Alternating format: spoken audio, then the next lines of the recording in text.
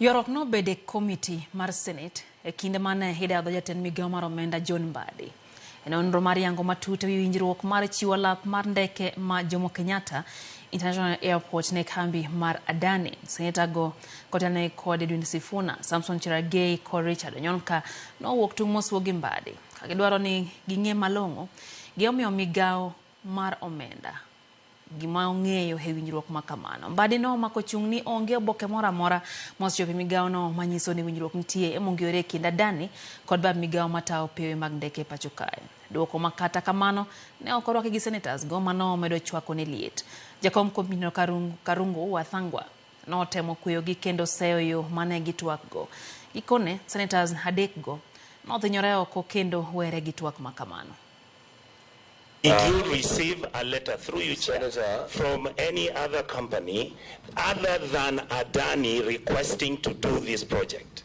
The answer is no, Chair. Thank you, Chair. I would like to table, I have 3 letters which were written by 2 different companies. Adani was the 3rd one. First letter, I'm just giving... CS is wasting our time. You are equally also maybe wasting my time. There's nothing we are discussing, John. Please, let's respect each other. Allow the CS to... If you ask me a question, I've come here, this is a matter of national importance, for heaven's sake.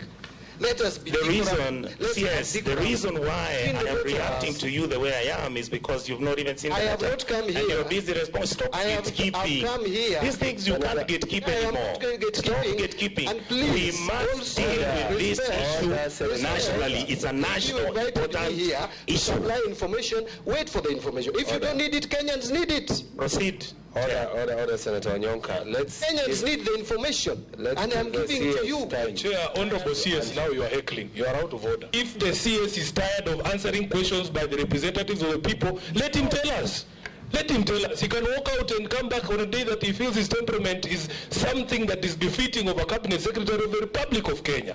This is Parliament. We are not here to be nice to each other. You are saying you are giving answers to the public. Those public don't ask you those questions anymore. They ask us. We are the ones elected by the public. So, Honorable Chair, I think the CS must apologize for throwing a tantrum here. Yet we are here on serious business to be able to find answers to the questions of the public. Senator, I'm also reporting to you, Honorable Nyonga. You can have your opinion. My opinion is this. I'm under oath. And I'm stating as follows. The Evaluation Committee did check the World Bank sites and confirmed that that is the case.